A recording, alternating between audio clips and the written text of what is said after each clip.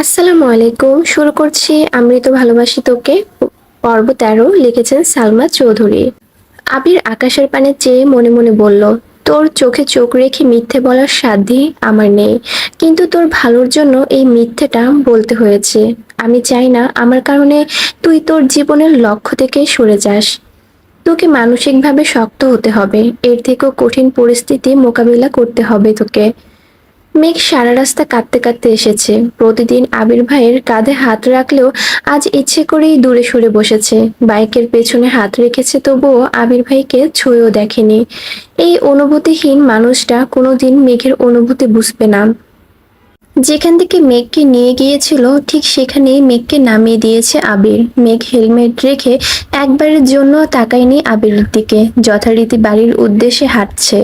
বুকের ভেতর অসহনীয় যন্ত্রণা হচ্ছে তার। এই যন্ত্রণার এক অংশ যদি আবির ভাই বুঝতো।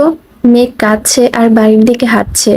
গত ১৭ বছরও সে এত কান্না করেনি। এই আবির ভাই দেশে ফেরার পর যতবার কান্না করেছে। আবির বাইক থেকে দুর্বোধ্য দৃষ্টিতে তাকিয়ে আছে মেঘের হাঁটার দিকে। কয়েক মুহূর্ত নিশ্চুপ থেকে অকস্মাৎ বলে উঠল, তোকে প্রতিশ্রুতি দিব না মেঘ, বউ করে ডাইরেক্ট প্রমাণ করে দিব। এই আবির কথা দিচ্ছে, তোর এই কান্না চিরতরে মুছে দিব সেদিন, ইনশাল্লাহ। নির্বাচনের ঝামেলার পর থেকে তানভীর বেশ শান্তিতে আছে। আপাতত কাজের এত চাপ নেই। এমপিও বিভিন্ন কাজের ব্যস্ত। প্রয়োজন হলে মিটিং ডাকে, তখন উপস্থিত থাকতে হয় সেখানে। কয়েক মাসের কার্যক্রমে তানভীর এমপির কাছে লোকদের মধ্যে একজন হয়ে উঠেছে। কোনো প্রোগ্রাম কিভাবে করলে ভালো হবে তা ম্যানেজ করার দায়িত্ব বেশিরভাগটাই তানভীরের থাকে। নিজে না পারলেও আবির তো আছেই। এমপির বাড়ির দৌড়াদৌড়ি আর কাজ করতে করতে ধীরে ধীরে এমপির মেয়ের সাথেও তানভীরের সুসম্পর্ক হয়ে গেছে। মেয়েটাও তানভীরকে আপন ভাইয়ের মতোই দেখে। তানভীরের একটা কাজের দায়িত্ব দিয়ে এমপি কোনো এক জায়গায় চলে গেছেন। তানভীর আরও কয়েকজন মিলে কাজ করছিল। হঠাৎ এমপির মেয়ে আগমন হয়। মেয়েটা হাসি মুখে বলে, তানভীর ভাইয়া একটু বসি এখানে। একে এমপির মেয়ে, তারপরেই নিজের বাড়ি। তানভীরের তো না করার ক্ষমতা নেই, তাই ধীর কণ্ঠে বলল, বসো। মেয়েটা বসে আস্তে করে বলল, আপনাকে একটা কথা জিজ্ঞেস করতে এসেছি। জিজ্ঞেস করব? কি কথা? মেয়েটা আশপাশে তাকিয়ে দেখলো, তারপর ধীর কণ্ঠে বলল, ওই দিন প্রোগ্রামে আবির ভাইয়ের সাথে একটা মেয়ে আসছিল, ওই মেয়েটাকে। তানভীর কপাল কুঁচকে শুধালো, কেন? মেয়েটা মৃদু হেসে উত্তর দিল, মেয়েটা মাশাল্লাহ অনেক কিউট। আমি ভাইয়াকে জিজ্ঞেস করেছিলাম মেয়েটাকে, ভাইয়া বলেছিল কাজিন। আপনি আর ভাইয়াও তো কাজিন, তাহলে মেয়েটা কি আপনার বোন? তানভীর স্বাভাবিক কণ্ঠে বলল, হ্যাঁ, আমার একমাত্র বোন মাহাদিবা খান মেঘ। এখন বলো ঘটনা কি?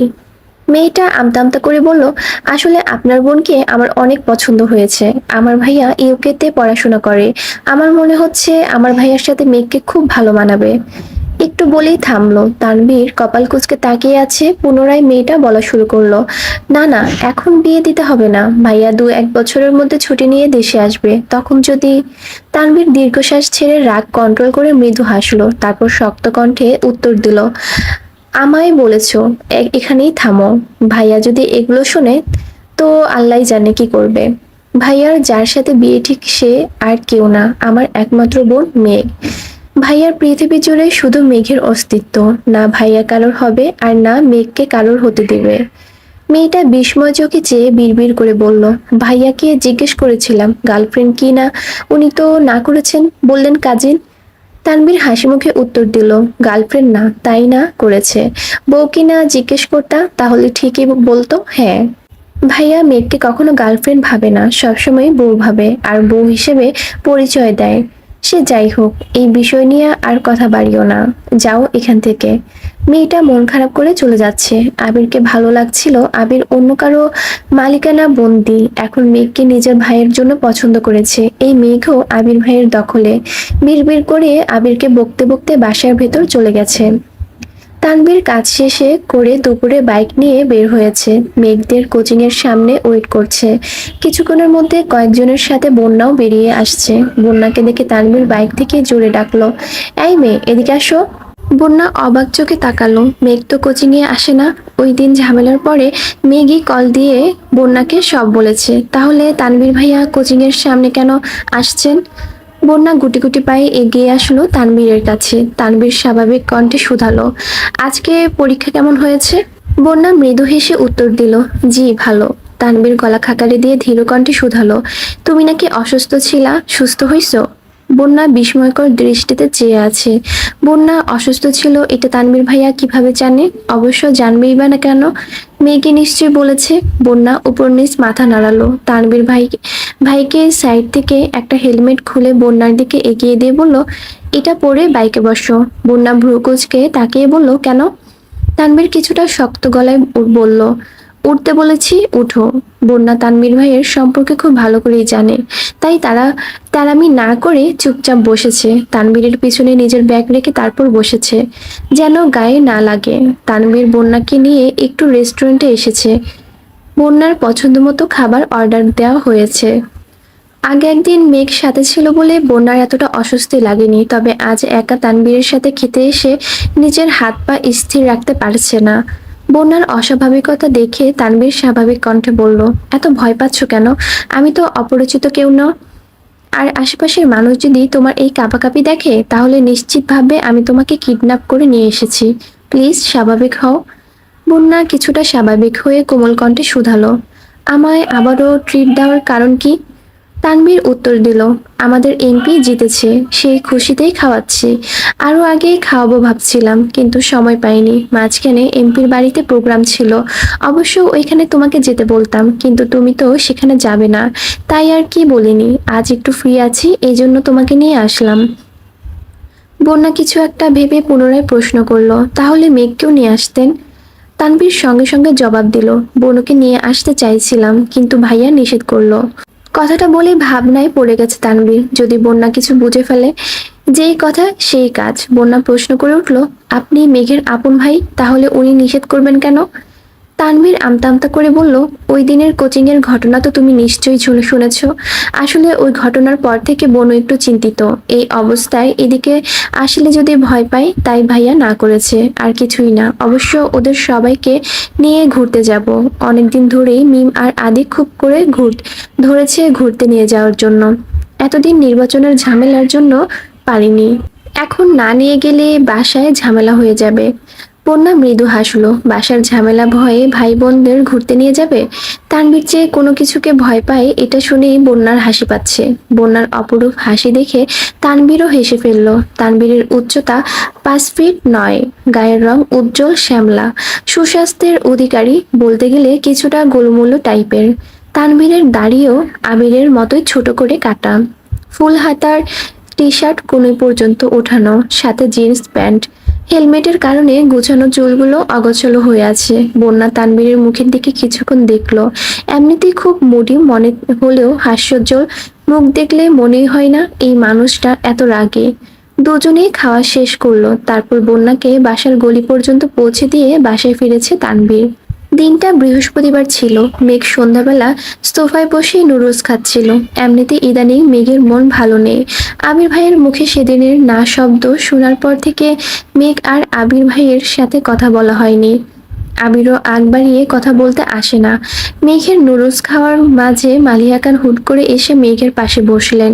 মেঘ অবাক চোখে চাইল বড় আম্মুর দিকে, তারপর ঠান্ডা কণ্ঠে শুধালো, কি হয়েছে বড় আম্মু? মালিহা খান উত্তেজিত কণ্ঠে বলা শুরু করলেন, হ্যাঁ রে মেঘ, মেয়েটা যে তোকে পড়ায়, কি যেন নাম? মেঘ ভ্রু কুঁচকে উত্তর দিল, জান্নাত আপু। কেন? মালিহা খান উত্তেজিত কণ্ঠে পুনরায় বললেন, জান্নাত মেয়েটাকে তোর কেমন লাগে? আমার তো বেশ ভালো লাগে, খুব ঠান্ডা, মন মানসিকতাও ভালোই মনে হলো। আমার মাথায় একটা চিন্তা ঘুরতেছে, আবিরের তো বিয়ের বয়স হয়ে গেছে, জান্নাতের সঙ্গে তোর আবির ভাইয়াকে মানাবে ভালো, তাই না? মেঘের মনে হচ্ছে মাথার উপরের অবস্থিত ছাদটা অকস্মাৎ মেঘের মাথায় ভেঙে পড়েছে। মেঘের বুকটা কেঁপে উঠল।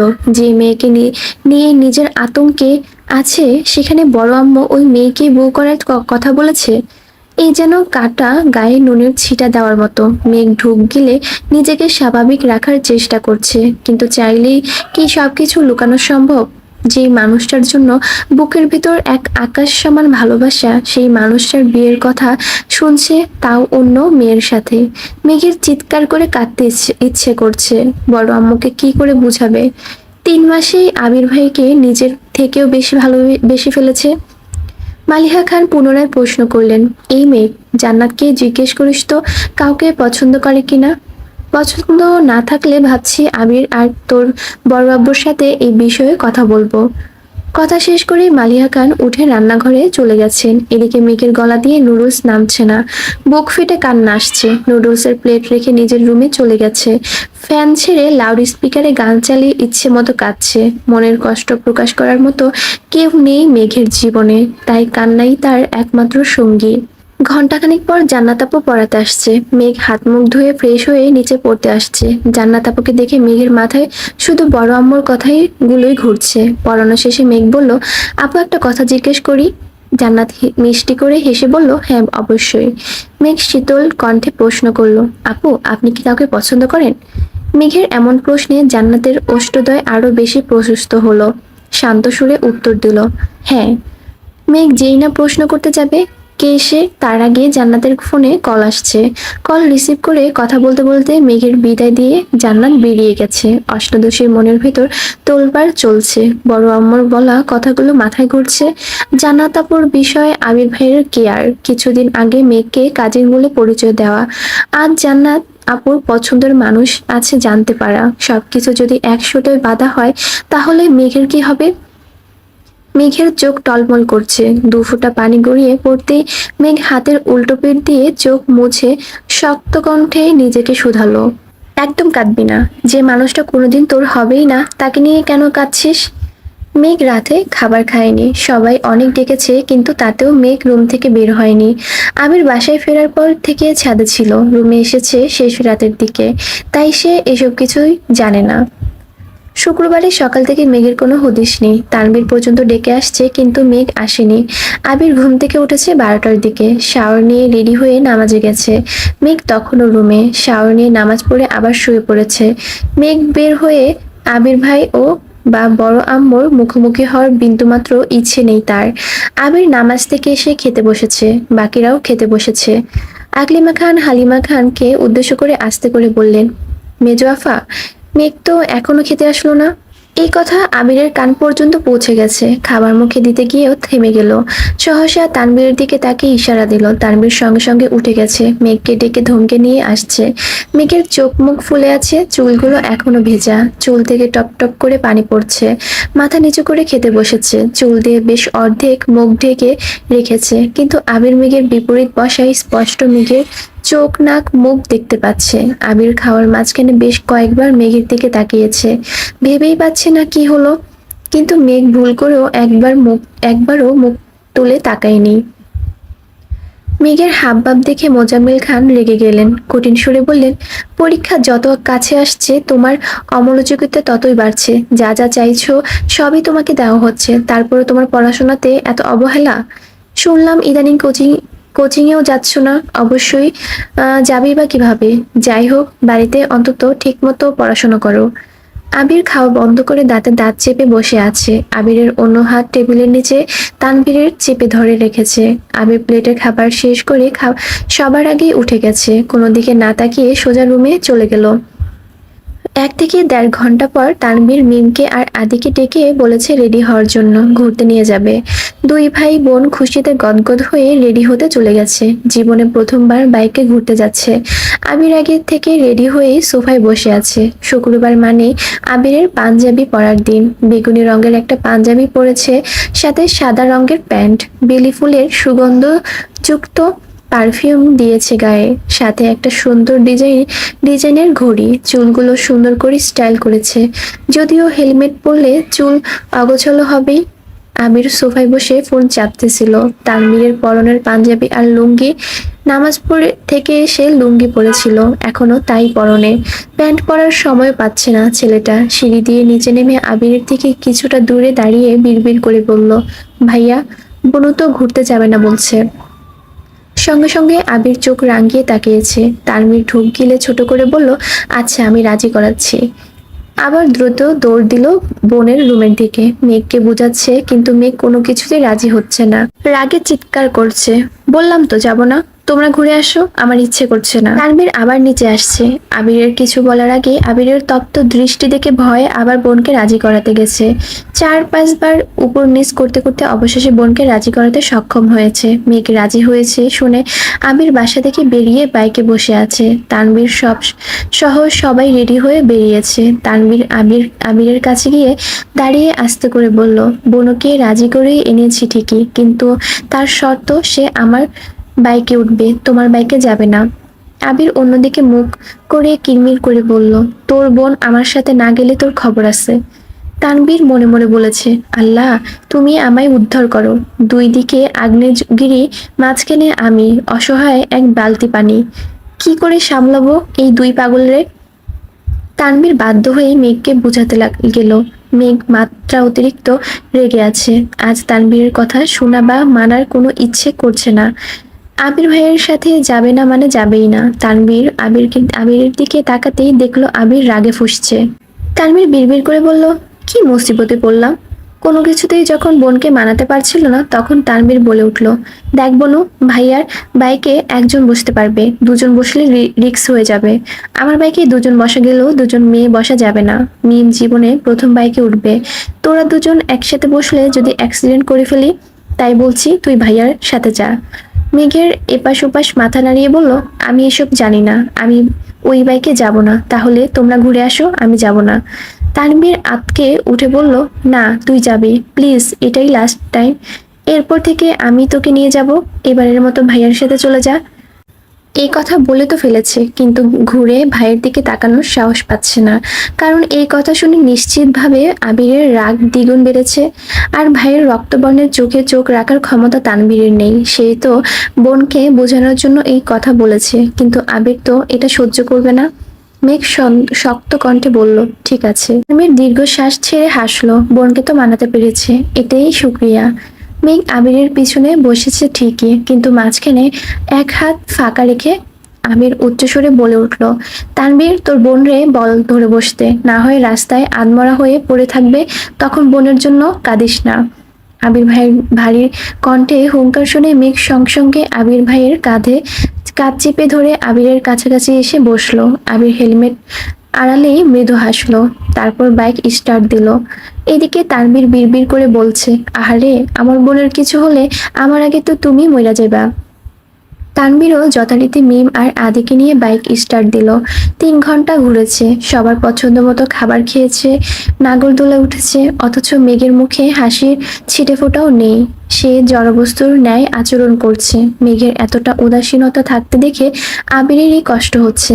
আবির তো চেয়েছিল মেঘের মনোযোগ যেন আবিরের থেকে কিছুটা সরে পড়াশোনায় যায়। সে তো কখনো চায় না তার অষ্টাদশী এভাবে মুখ গোমড়া করে থাকুক। মিম, আদি আর তানভীরকে বাড়ি পাঠিয়ে আবির মেঘকে নিয়ে অনেকটা পথ পেরিয়ে একটা নির্জন রাস্তায় আসছে। রাস্তার পাশে অনেকটা দূরে দূরে ল্যাম্পপোস্টের লাইটের আলো জ্বলছে। আবির বাইক থামিয়ে হেলমেট খুলে রাখলো, তারপর ঠান্ডা কণ্ঠে শুধালো, কি হয়েছে তোর? নির্জন রাস্তায় আচমকা এমন প্রশ্নে মেঘ কিছুটা কেঁপে উঠেছে। কি বলবে সে? এই প্রশ্নের উত্তর মনের মধ্যে থাকলেও তা বলার মতো সাহস নেই মেঘের। সামান্য এক প্রশ্নেই যে থাপ্পড় খেয়েছিল, আজ যদি বিয়ের নিয়ে কথা বলে তাহলে হয়তো এই নির্জন রাস্তায় মেরে ফেলে চলে যাবে।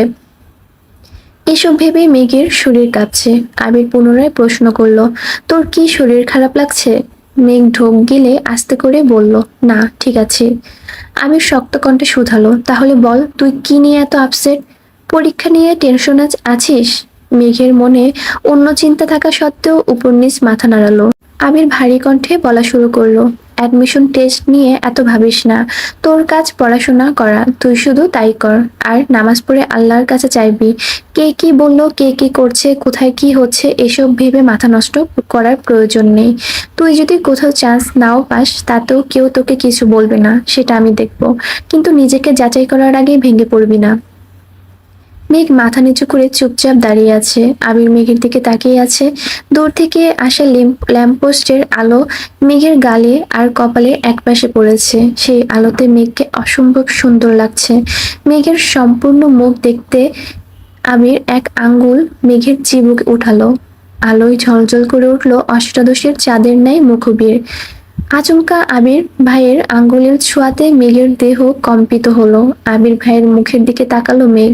বুকে জমে থাকা অভিমানের যেন অভিযোগ হয়ে বেরিয়ে আসতে চাইছে। মনের সব কষ্ট উজাড় করে বলতে ইচ্ছে করছে এই মানুষটাকে। কয়েক সেকেন্ডের জন্য মেঘের মনে হচ্ছে এই পৃথিবীর বুকে মেঘের সামনে দাঁড়ানো ব্যক্তিটা মেঘের সবচেয়ে কাছের মানুষ। এই মানুষটা একান্তই মেঘের। আবির মেঘের চোখে চোখ রেখে তপ্ত সুরে বলল, আমি বিশ্বাস করি আমার মেঘ এত সহজে হেরে যাবে না। এই কথা শোনা মাত্র মেঘের মনে হচ্ছে মস্তিষ্কের নিউরনের দিক বিদিক ছুটছে। মনে একটা কথাই বারবার ঘুরছে, আমার মেঘ। আবির ভাই আমার মেঘ বলে সম্বোধন করেছেন, এটা ভাবতে মেঘের সকল মন খারাপ এক মুহূর্তেই পালিয়ে গেছে। সহসা মেঘের মুখে হাসি ফুটে উঠেছে। মেঘের মুখের অকৃত্রিম মায়াবী হাসি দেখে আবিরও নিঃশব্দে হাসলো। মেঘের দিকে তাকিয়ে থেকে পুনরায় ধীর কণ্ঠে বলল, this is my sparrow, I always want to see you like this. Megh নিস্তব্ধ হয়ে চেয়ে আছে আবিরের দিকে। এই যে এই মানুষটাকে নিয়ে এত অভিমান, এত অভিযোগ, সামনে আসলে কেন এই অভিযোগ আর অভিমানটা পালিয়ে যায়? এত এত রাগ কেন দেখাতে পারি না ওনাকে? উনি যদি সত্যি সত্যি জান্নাত আপুকে পছন্দ করেন আর জান্নাত আপুও যদি ওনাকে পছন্দ করেন, তাহলে তো ওনার বিয়ে খুব শীঘ্রই হয়ে যাবে। তখন আমি কি করব? এই যে এই মানুষটা ছোট ছোট কথাতেই আমার সব রাগ গলে পানি হয়ে যায়। আবার নতুন করে উনার প্রেমে হাবুডুবু খাই। উনি জান্নাত আপুকে বিয়ে করলে আমার কি হবে? তখন কি ওনার প্রতি আমার এরকমই টান থাকবে, নাকি এখন অনুভূতিগুলো তখন শুধুই স্মৃতি হয়ে থাকবে? এসব ভাবতে ভাবতে মেঘ ঠোঁট ফুলিয়ে কান্না শুরু করে দিয়েছে। হঠাৎ কান্না দেখে আবির কিছুটা অবাক হয়ে গেছে। কিছুই তার মাথায় ঢুকছে না। সে ভাবছিল শুধু এমপির বাড়ির ঘটনা থেকে মেঘের মন খারাপ আর বাকিটা পড়াশোনা নিয়ে, কিন্তু এই মন খারাপের সবটা জুড়ে যে জান্নাত, এটা আবির বুঝতে পারছে না। আবির কিছুক্ষণ সময় নিয়ে চুপচাপ মেঘের দিকে তাকিয়ে আছে। একবারের জন্য কান্না থামাতেও বলছে না। অনেকটা সময় কাঁদার পর মেঘ আবিরের মুখের দিকে তাকালো। একটা মেয়ে এভাবে কাঁদছে, অথচ এই মানুষটা কিছু বলছে না কেন?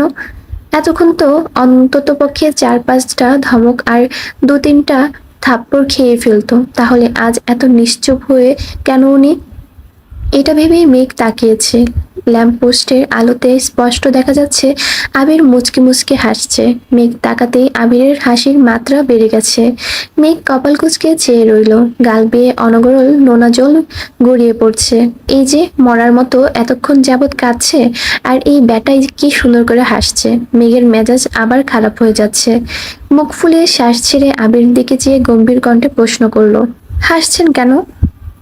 আবির হাসিটা একটু কমিয়ে উত্তর দিল, কাঁদলে তোকে অনেক বেশি সুন্দর লাগে তো তাই। মেঘ রাগী ভাব নিয়ে বলল, কাঁদলে আবার কাউকে সুন্দর লাগে নাকি?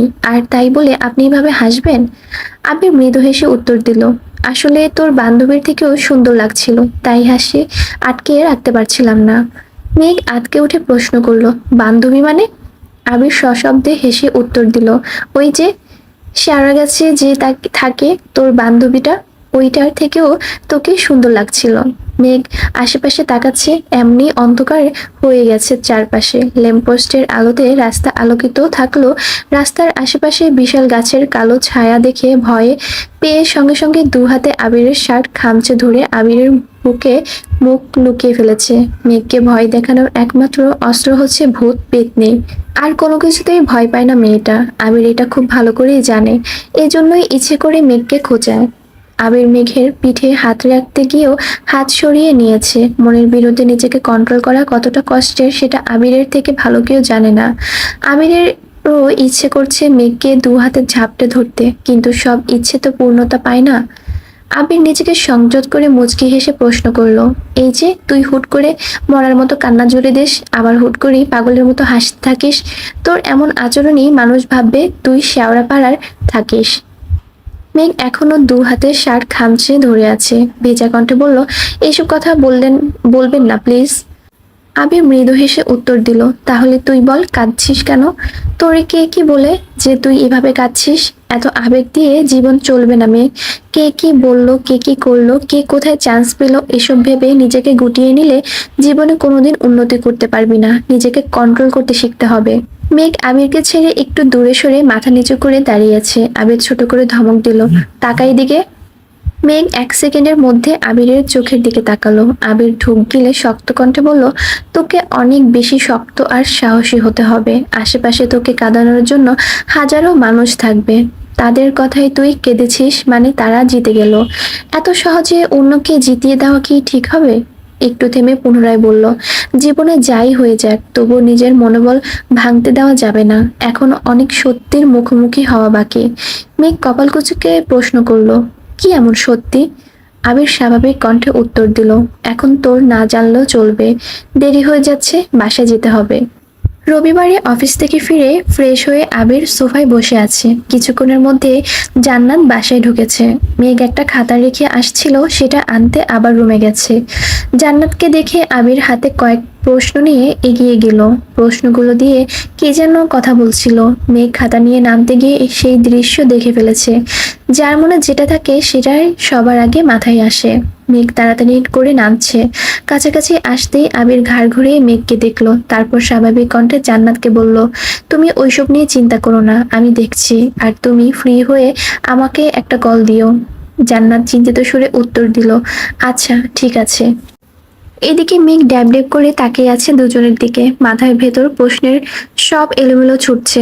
জান্নাত আপুকে চিন্তা করতে না করছে। আবির ভাই দেখবে এসবের মানে কি? ওনাদের মধ্যে সম্পর্ক না থাকলে তো এসব বলতো না। আবার কলও দিতে বলছে। মেঘ বিড়বিড় করে বলছে, গেল রে গেল, তোর আবির ভাই অন্য মেয়ের হয়ে গেল। আবিরের আনা কোচিংয়ের কয়েকটা প্রশ্ন দিয়ে জান্নাত পরীক্ষা নিয়েছে। মোটামুটি 3 ঘন্টার উপরে সময় লাগছে। ড্রাইভার আর তানভীর কে পাঠিয়েছে জান্নাতকে বাসা পর্যন্ত দিয়ে আসতে। মেঘ খেতে বসেছে, 2 মিনিটের মধ্যে আবিরও খেতে আসছে। বাড়ির সবার খাওয়া দাওয়া অনেক আগেই শেষ হয়ে গেছে। আবির ইচ্ছে করেই মেঘের জন্য ওয়েট করেছিল। এই যে সে জান্নাতের সাথে কথা বলেছে, মেঘের মনে কি চলছে তা বোঝার জন্যই ওয়েট করেছিল। দুজনেই চুপচাপ খাচ্ছে। হঠাৎ মালিহা খান তানভীরের চেয়ার টেনে আবিরের পাশে বসছেন। তারপর শান্ত কণ্ঠে বললেন, বাবা তোর সাথে একটু কথা ছিল। আবির খেতে খেতেই জবাব দিল, বলো শুনছি। মেঘের খাওয়া বন্ধ হয়ে গেছে। সে খুব ভালো বুঝতে পারছে বড় আম্মু কি বলতে যাচ্ছেন। আজকে জান্নাত আপু যাওয়ার সময় ও মেঘ দেখছে বড় আম্মু জান্নাতকে দূর থেকে বউ দেখার মতো পরখ করছিল। মালিয়া খান শীতল কণ্ঠে বলা শুরু করলেন, আর কিছুদিন পরেই তোর 25 বছর হতে চলেছে। তুই যেহেতু এখনো ব্যবসাও করছিলে, তোর আব্বুর মুখে শুনেছি তুই খুব মনোযোগী, আর তুই যাওয়াতে নাকি ব্যবসার অনেক উন্নতি হয়েছে। তাই বলছিলাম বিয়ে তো করা দরকার। আমি সেদিন মেঘকে জান্নাতের কথা জিজ্ঞেস করেছিলাম। মেয়েটা কে আমার খুব ভালো লাগছে। তোর পছন্দ হলে ভাবছি তোর আব্বুকে জানাবো। আবির পূর্ণ মনোযোগ দিয়ে মায়ের কথা এলোমেলো কথাগুলো শুনলো। যতই রাগ উঠুক আবির মায়ের উপর সহজে চেঁচায় না। মেঘের দিকে এক পলক তাকালো আবির। মেঘ অনেকক্ষণ আগে থেকে খাওয়া বন্ধ করে মাথা নিচু করে বসে আছে। আবির মনে মনে ভাবছে, মানুষ ঠিকই বলে জীবনে হাজার হাজার শত্রুর প্রয়োজন হয় না, ঘরে 2-1 এমন মানুষ থাকলেই যথেষ্ট। হায় আল্লাহ, আমি বিয়ে করার আগেই তো ওরা আমার সংসার ভেঙে দিবে। তার মানে এই কারণেই মেঘ সেদিন এত কান্না করেছিল, আর আমি ওকে পড়াশোনা নিয়ে এত জ্ঞান দিলাম। আবিরকে নিশ্চুপ থাকতে দেখে মেঘের মনটা দুমড়ে মুচড়ে যাচ্ছে। আবির ভাই রাজি হলেই সামনে বিয়ে। অবশ্য রাজি হবেই না বা কেন? উনিও তো। একটু ভেবেই মেঘ থেমে গেল। চোখ টলমল করছে, ঠোঁট কাঁপছে। আবির মায়ের দিকে তাকিয়ে ভারী কণ্ঠে অকস্মাৎ বলে উঠল, একটা মেয়ে এই বাড়িতে পড়াতে আসছে, আর তোমরা কি সব ভাবছো? তাছাড়া আমি এখন বিয়ে করব না। এই টপিকে আর কথা বলো না। এতটুকু বলে আবির দাঁড়িয়ে পড়ল। মেঘের দিকে তাকিয়ে তপ্ত স্বরে বলল, এই মেয়ে, খাওয়া শেষ করে পড়তে বস গিয়ে। এসব আজাইরা চিন্তা মাথায় ঢুকাবি না। অ্যাডমিশন টেস্টের চাপে মেঘের নাজেহাল অবস্থা। প্রতিদিনই জান্নাত আপু পড়াতে আসে। টানা 3 ঘন্টা পরীক্ষা নেওয়া বুঝানো শেষে বাসায় ফেরা। অন্যান্য দিনের মতো আজও মেঘ সব পড়া শেষ করে 11:30টার দিকে শুয়েছে। আবির এখনো ফিরেনি। মেঘ একবার আবিরের রুম থেকে ঘুরেও আসছে। আরো 20 মিনিট অপেক্ষা করছে। আবির ফিরছে না বলে বাধ্য হয়ে ফোনে সেভ করা আবিরের নাম্বারটা বের করে। কোচিংয়ের ঘটনার পর আজ দ্বিতীয়বারের মতো আবির ভাইকে কল দিতে যাচ্ছে। অষ্টাদশীর হৃদয়ের কম্পন তীব্র হতে শুরু করেছে। কল রিং হচ্ছে, কয়েক মুহূর্তেই রিসিভ হলো। সঙ্গে সঙ্গে মেঘ কাঁপা কাঁপা গলায় সালাম দিল। একই সময় ওপাশ থেকে একটা মেয়ের কণ্ঠ সুর ভেসে আসছে। সালাম আর ওপাশে মেয়েলি কণ্ঠের বলা কথাটা একসাথে হওয়ায় মেঘ কথাটা বুঝতেও পারেনি। আবির উচ্চস্বরে কাকে বলে উঠল, স্টপ। সহসা স্বাভাবিক কণ্ঠে সালামের উত্তর দিয়ে বলল, ঘুমাসনি এখনো? আবিরের স্টপ শুনে মেঘ এখনো স্টপ হয়ে আছে। কোনো মেয়ে কি বলেছে আবির ভাই এখনো কোথায়? কিছুই ভেবে পাচ্ছি না। কিছুটা ভেবেচিন্তে মেঘ প্রশ্ন করলো, আপনি এখন কোথায়? বাসায় কখন আসবেন? আবির গম্ভীর কণ্ঠে উত্তর দিল, বাসায় ফিরতে একটু দেরি হবে। কেন? মেঘ পুনরায় প্রশ্ন করলো, কোথায় আছেন? আবির রাশভারী কণ্ঠে উত্তর দিল, একটা কাজে আসছি। তানভীরও আছে আমার সাথে, চিন্তা করিস না। মেঘ খুশি হয়েও হতে পারল না। মেয়ের কণ্ঠ শুনে মনে হয় ভয় ঢুকে গিয়েছে। তানভীর সাথে আছে শুনে একটু খুশি হলেও বেশি খুশি হতে পারল না, কারণ তানভীর আপন ভাই হওয়া সত্ত্বেও ভাইয়ের খোঁজ না নিয়ে আবির ভাইয়ের খোঁজ নিচ্ছে। বিষয়টা কেমন হয়ে গেল না? মেঘ আস্তে করে শুধালো, ভাইয়া কি আপনার পাশে? আবির উত্তর দিল, না, একটু দূরে। কথা বলবি? ডাকবো? মেঘ সঙ্গে সঙ্গে বলে উঠল, না না না, এমনিতেই। আসছেন না যে, অপেক্ষা করতেছি। আবির ঠান্ডা কণ্ঠে বলল, অপেক্ষা করতে হবে না, আমরা চলে আসবো। মেঘ আস্তে করে বলল, টেনশনে ঘুম আসছে না। আবির কপাল কুঁচকে স্বাভাবিক কণ্ঠে উত্তর দিল, আচ্ছা, আসতেছি। মেঘ বেলকনিতে দাঁড়িয়ে অপেক্ষা করছে। অনেকক্ষণ পর আবির আর তানভীর বাসায় ফিরেছে। তানভীর আগে আগে বাসায় ঢুকে পড়লো। আবির নিচে দাঁড়িয়ে কারোর সাথে ফোনে কথা বলছিল। মেঘ বেলকনি থেকে দাঁড়িয়ে সেই দৃশ্য দেখছে। ঠোঁটে তার মিষ্টি হাসি। মেঘ বিড়বিড় করে বলছে, আবির ভাইয়ের উপস্থিতিতেই যে আমার হৃদয় বসন্ত জাগাতে সক্ষম, উনি কবে বুঝবেন এটা? মেঘ সঙ্গে সঙ্গে বলে উঠল, না না না, এমনিতেই। আসছেন না যে, অপেক্ষা করতেছি। আবির ঠান্ডা কণ্ঠে বলল, অপেক্ষা করতে হবে না, আমরা চলে আসবো। মেঘ আস্তে করে বলল, টেনশনে ঘুম আসছে না। আবির কপাল কুঁচকে স্বাভাবিক কণ্ঠে উত্তর দিল, আচ্ছা, আসতেছি। মেঘ বেলকনিতে দাঁড়িয়ে অপেক্ষা করছে। অনেকক্ষণ পর আবির আর তানভীর বাসায় ফিরেছে। তানভীর আগে আগে বাসায় ঢুকে পড়লো। আবির নিচে দাঁড়িয়ে কারোর সাথে ফোনে কথা বলছিল। মেঘ বেলকনি থেকে দাঁড়িয়ে সেই দৃশ্য দেখছে। ঠোঁটে তার মিষ্টি হাসি। মেঘ বিড়বিড় করে বলছে, আবির ভাইয়ের উপস্থিতিতেই যে আমার হৃদয় বসন্ত জাগাতে সক্ষম, উনি কবে বুঝবেন এটা? মেঘ আর মনে কত কিছু ভেবে যাচ্ছে, কখন আবির বাসায় ঢুকেছে অষ্টাদশীর সেই খেয়াল নেই। আবির নিজের রুমে না গিয়ে সোজা মেঘের রুমে এসেছে। মেঘের রুমে না পেয়ে যেই না বেলকনির দিকে যাবে, তখনই দৃষ্টি পড়ে মেঘের খাতার দিকে। কেমিস্ট্রির বিক্রিয়ার পাশে বড় বড় অক্ষরে লেখা আবির ভাই। আবির তৎক্ষণাৎ খাতাটা হাতে নিয়েছে। লাস্ট কয়েকটা পৃষ্ঠা উল্টিয়ে দেখেছে। পড়ার ফাঁকে ফাঁকে খাতা জুড়ে আবির ভাই লেখা। আরো কিছু কিছু রোমান্টিক লাইন, কবিতার অংশ, গানের লাইন, এসব লেখা। এসব দেখে আবিরের মাথায় রক্ত উঠে গেছে। খাতা টেবিলের উপর ছুঁড়ে ফেলে বেলকনিতে পা রাখতে রাখতে চিৎকার দিয়ে উঠল, এই মেয়ে, সমস্যা কি তোর? আচমকা আবির ভাইয়ের কণ্ঠ শুনে চমকে উঠে মেঘ। আবিরের রাগান্বিত মুখবির দিকে ভয়ে দু পা পিছিয়ে মাথা নিচু করে নরম সুরে বলল, কোনো সমস্যা নেই। আবির দ্বিতীয়বারের মতো চিৎকার দিয়ে উঠল, তুই কি পড়াশোনা করবি নাকি করবি না? মেঘের মাথায় কিছু ঢুকছে না। আবির ভাইকে বাসায় আসতে বলার সাথে মেঘের পড়াশোনার কি সম্পর্ক? জান্নাতাপুর নাও পরীক্ষা তো ভালোই মার্ক পায়, তাহলে আবির ভাই এমন কেন বলছেন? মেঘ ঢোক গিলে ছোট করে বলল, করব। আবির রাগান্বিত কণ্ঠে বলল, লোক দেখানো পড়াশোনা করার কোনো দরকার নেই। এটা তোর জন্য লাস্ট ওয়ার্নিং। যদি তুই ঢাকা বিশ্ববিদ্যালয়ে চান্স না পাস, তাহলে তোর পা দুটা ভেঙে ঘরে বসে রাখবো। পড়াশোনা যদি করতে চাস তাহলে চান্স পাইতে হবে, আর না হয়। এতটুকু বলেই আবির থামলো। চোখে মুখে একরাশ বিরক্তি আর ক্রোধ। এক সেকেন্ডে না দাঁড়িয়ে চলে যায়। মেঘের টেবিলের পাশে থাকা কাঠের চেয়ারে সজোরে লাথি দিয়ে রুম থেকে বেরিয়ে পড়েছে। লাথিটা চেয়ারে দিলেও কেঁপে উঠেছে অষ্টাদশীর সর্বাঙ্গ।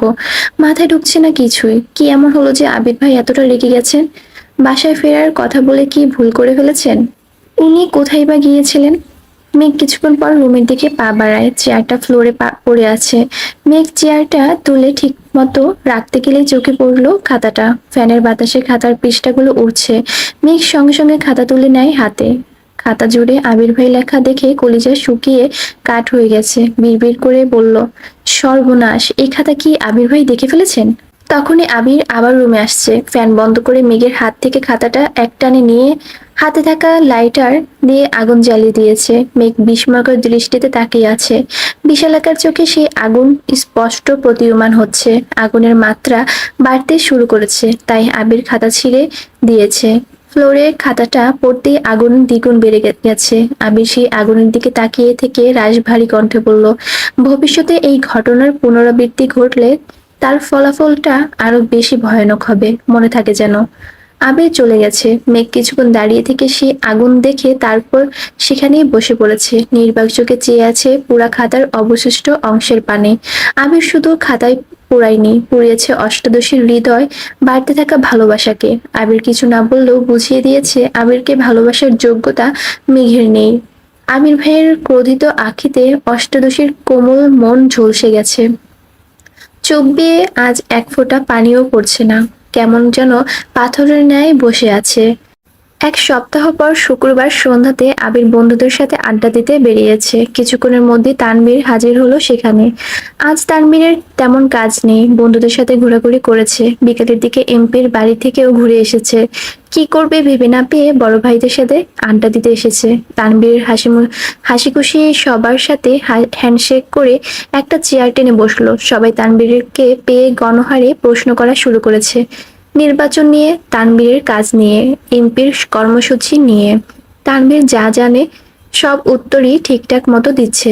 আবির চুপচাপ বসে বসে ফোন চাপছে। আড্ডার কেন্দ্রবিন্দু তানভীর হওয়ায় মেঘের টপিক উঠতে বেশি সময় লাগলো না। এতদিনে সবাই তানভীরকে আবিরের ছোট ভাই হিসেবেই সম্বোধন করে এসেছে। রাকিব সব জানলেও বরাবরই সে ভদ্র মানুষ ছিল, তবে এখন সবাই মেঘের কথা জানে। মেঘ আর আবিরের কথা জানার পর আজই তানভীরকে পেয়েছে, তাই সবাই নতুনভাবে তানভীরের সাথে পরিচিত হচ্ছে। কথার কথা লিমন বলে উঠল, তানভীর, তুই তোর বোনকে আবিরের কাছে বিয়ে দিতে রাজি হয়েছিস কেন? তানভীর আবিরের দিকে তাকে স্বাভাবিক কণ্ঠে বলল, আমার বিশ্বাস ভাইয়া আমার বোনকে সারা জীবন রাজরানী করে রাখবে। আমার বোনের জীবনে যত ঝড়ই আসুক না কেন, ভাইয়া সবসময় তার সামনে ঢাল হয়ে দাঁড়াবে। ভাই হিসেবে এর থেকে বেশি আমি কি চাইবো? রাসেল সঙ্গে সঙ্গে বলে উঠল, আমার একটা প্রশ্ন আছে। তানভীর বলল, বলো ভাইয়া। রাসেল একটু ভেবে বলল, এই যে তুই আবিরকে ভাইয়া ডাকিস, তোর বাকি ভাই বোনেরাও আবিরকে ভাইয়া ডাকে, তাহলে মেঘ কেন ভাইয়া ডাকে না? তানভীর সশব্দে হেসে উত্তর দিল, তোমার কি মনে হয় বনু ডাকেনি? সত্যি বলতে বনু আমার ভাইয়া ভাইয়া বলে অভ্যস্ত হয়ে গেছে, তাই ভাইয়াকে শুধু ভাইয়া ডাকতে পারে না। ভাইয়া দেশে ফেরার পর প্রথম প্রথম বনু ভাইয়াকে একবার আবির ভাইয়া, একবার আবির ভাই এমন করে ডাকতো। একদিন বড় আম্মুর সামনে আবির ভাই বলাই বড় আম্মু বললেন, ভাইয়ের নাম ধরে ডাকিস না, বড় ভাইরা বলে ডাকবে। লিমন বলল, পরে? তানভীর আবিরের দিকে একবার তাকালো। আবির চুপচাপ বসে আছে, কারণ সে ভালো করেই জানে তানভীর আসলে বন্ধুরা আবিরের কুকুরটি জানতে চাইবে। আবিরকে চুপচাপ থাকতে দেখে তানভীর একটু সাহস নিয়ে পুনরায় বলা শুরু করলো, পরে আর কি? বনু কিছু বলার আগে ভাইয়া চিৎকার দিয়ে উঠেছে। ভাইয়া বলে, ভাইয়া ডাকার কোনো প্রয়োজন নাই, যা ডাকছে তাই ডাকুক। বড় আম্মু এখান থেকে যাওয়ার পর বনু মজা করে বলেছে, আবির ভাইয়া। ভাইয়া সঙ্গে সঙ্গে বলে, ভুলেও যদি আর একবার ভাইয়া ডাকিস তাহলে এমন থাপ্পড় দিব জীবনের মতো ভাইয়া ডাক বন্ধ হয়ে যাবে। সেই থেকে বনু আবির ভাই বলেই ডাকে। সবাই আবির দিকে চেয়ে হাসছে। লিমন আবিরকে উদ্দেশ্য করে বলে, ভাই ডাক শুনতে কেমন লাগে বন্ধু? আবির বিরক্ত নিয়ে উত্তর দিল, ভাই ডাকটা অনেক কষ্টে সহ্য করে নিয়েছি, কিন্তু ভাইয়া ডাক সহ্য করতে পারবো না। রাকিব তানভীরের দিকে তাকিয়ে প্রশ্ন করলো, এমপির মেয়ের কি খবর রে? এখনো কি উল্টাপাল্টা কিছু বলে? তানভীর স্বাভাবিক কণ্ঠে উত্তর দিল, মেয়ে ভালোই আছে, তবে ইদানিং আরেকটা কথা বলেছে যেটা আমি ভাইয়াকেও বলিনি। আমি ভ্রু কুঁচকে প্রশ্ন করলো, কি বলেছে? তানভীর ঢোক গিলে আস্তে করে বলল, এমপির মেয়ের বোনের অনেক ভালো লেগেছে। আবির কপাল কুঁচকে গম্ভীর কণ্ঠে বলল, তো? তানভীর আস্তে করে বলল, এমপির ছেলের বউ মানে এমপির মেয়ের ভাবি বানাতে চাই।